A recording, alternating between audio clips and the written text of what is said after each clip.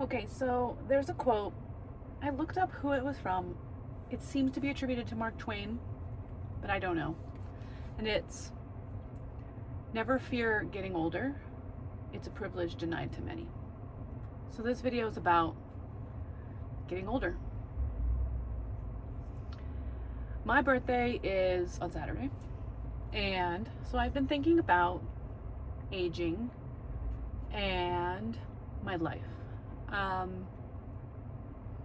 This isn't about running, and the channel's mainly about running, but it is about being middle-aged, and my channel's a little bit about being middle-aged. When I think back on my life, more than half of it has been adulthood. But one thing that has been consistent is that I'm very good at worrying about stuff. And a lot of times I'm really good about worrying about the future. And unfortunately, that worry is often at the expense of enjoying the present. When I was in my 20s, I worried about getting married and having babies. I was raised very conservatively and religious, and I believed it was my life calling to get married and have as many babies as possible. And I did get married fairly young, but the babies didn't come easy. I had a lot of miscarriages. I had 15 miscarriages total, and I have 4 living children. And every time I had a miscarriage, it felt like a personal failing. Like, how was I supposed to be the good little Mormon lady and have my 6 to 8 children if I couldn't even make one of them? And it just felt awful. Like, I felt I was failing at everything, and I put all of my energy and thoughts into having babies, and I forgot to enjoy my 20s when I was young, and the only person I was responsible for was myself. Maybe a little bit my husband, but he was responsible for himself. And I wasn't responsible for tiny humans. And I didn't enjoy that time because I was so focused on having babies. In my 30s, I did finally have those babies. I had 4 of them. But they were born not well. They had a lot of medical struggles, and we were in and out of the hospital a lot, and a lot of questions, and a lot of waiting for diagnoses, and a lot of hospital stays, and a lot of doctor's appointments, and a lot of fear, just trying to keep them alive. And that consumed my 30s. I was so focused on keeping them alive and finding the best doctor for them. And I did those things, but I missed those young phases of their lives, the baby phases, the toddler phases where they were learning how to walk, and the little kid phases. And I mean, I was there and I experienced them, but I feel like I didn't fully enjoy them because I was so focused on finding a solution for the future. And I haven't changed. I still worry all the time. I worry about everything. I worry about whether or not I am eating enough fiber, or if I'm going to get colon cancer soon. I worry about if taking up a high impact sport like running is a good decision in your 40s. I worry about getting good enough grades in college that it will speak highly of my capability when I'm starting a career later than everyone else. I gotta stand out somehow. I worry that I might be screwing up my kids because I homeschool them, and I don't do a great job. I do my best sometimes, but I don't do it perfectly. And what if they can't do the things they want to when they're adults because I didn't set them up for success with homeschooling? And I have a teenager. He's turning 15 soon. And they don't talk much anymore. I get single response answers. And I'm worried that I'm losing them they used to talk all the time. They used to fall asleep mid-story. And they used to be adventurous, and now they just want to stay home. And they don't like talking much. I ask them questions and I get a lot of I don't knows. And I worry that I've missed my window of opportunity to make a connection with them, and they're going to grow up and move away, and then they're not going to want to contact me anymore, and I ruined that. That's what I worry about. And so I'm still worrying about the future and forgetting that the present is happening right now. And fortunately, I still have time in my 40s to reframe these things that I worry about. You know, running, I love running. I love running so much. I'm sad I didn't do it sooner, because every day that I run, I'm happier than the days that I don't run. I enjoy it so much, and maybe it's going to screw up my joints. And I don't know. That's a future problem to worry about. I'm not going to stop doing it. I'm going to keep working on strength training, see if that helps reduce the risks. But I'm going to keep doing it. Like homeschooling my kids, I might not be doing it perfectly.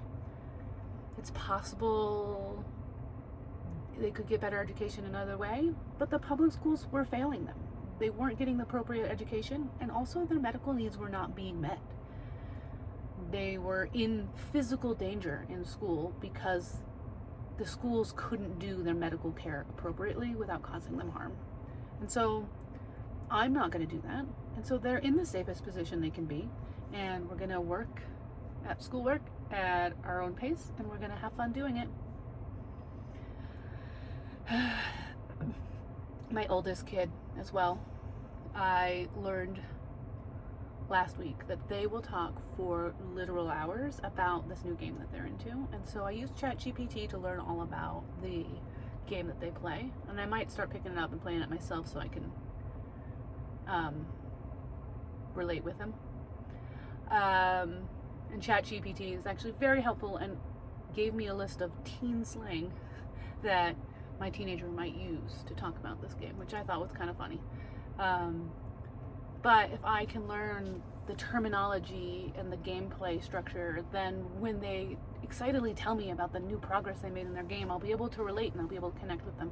Because if I want to be connected with them in the future, and I want them to tell me the things that are important to them in the future, I have to be willing to listen to the things that are important to them now. And right now, that is this strange anime game that I'm not particularly interested in, but I am interested in my kid and connecting with them, and so I am going to maybe play this game. It's Persona X5. It seems mildly violent, but nothing too concerning. And it's anime style, so lots of exaggerated storylines. They're high schoolers in the daytime, and then they fight demons in the nighttime or something. I don't know, but I'm gonna learn it because it's important to my kid. So basically, I can still fix this. I don't think that come Saturday, I've aged another year, I don't think I'm suddenly not gonna be an anxious person. It's just who I am. I'm an anxious person. But what I can do is I can reframe my anxieties and decide what are productive anxieties, the things that I can fix and the things that I can actually do something about, and what are the things I need to let go of because it inhibits my ability to enjoy now. Because the one thing I've learned in my life is that if I could go back in time and tell my younger self at each stage of life something, I would tell her to just enjoy now. Because for every future problem you're gonna fix, there'll be another one, and you're gonna lose out on the now part of life if you're always trying to fix future problems. And I don't want to keep doing that. I don't want to miss this phase of my kid's life, and I don't want to miss running when I'm still physically healthy enough to run. So I'm going to enjoy the now and probably also still worry about the future, because I don't know what my future holds. No one really does. But my biological mom died when she was in her 50s. And so I'm really not that far off of that. I don't think I'm going to die in my 50s. I'm a much healthier person than she was. and I make better life choices than she did. But I don't know, and I can't fix all those future problems, but I can enjoy right now, and that's going to be my goal for the rest of my years. I will have more running content at some point. I've been on a little bit of a lower running phase because I got sick. As soon as I got home from Florida, I got sick with a head cold, a very minor head cold, barely noticeable, but my HRV and my recovery data on my Garmin absolutely went in the garbage. It's still in the garbage. It's been 2 full weeks today since I got sick, and like my Garmin recovery, basically Garmin's planning my funeral because it thinks I'm dying. But I do see those metrics starting to recover. I am coming back, and so I'm starting to do my actual routine. I had only done 1 day of my new training plan with lifting and weight and running at the same time before I got sick. And so I've been very frustrated, especially since it came after tapering for my marathon, and then I did my marathon, which was wonderful, but then I had to rest a few weeks after the marathon, and then immediately 1 day after I started the new plan, I got sick, and so I took almost another 2 weeks. I did run last week, but I only ran about 20 miles, so it was pretty reduced. But I'm finally getting back into it, and I'm very excited. I will try to come up with some running content to post. I am not a very good YouTuber, but I am going to keep at it, because for those 4 people that watch my videos, I want to create new stuff for you. I also like reflecting, and maybe I'll look back on these videos in the past and think that I did better with my present now than I have in the past. Thank you so much for watching.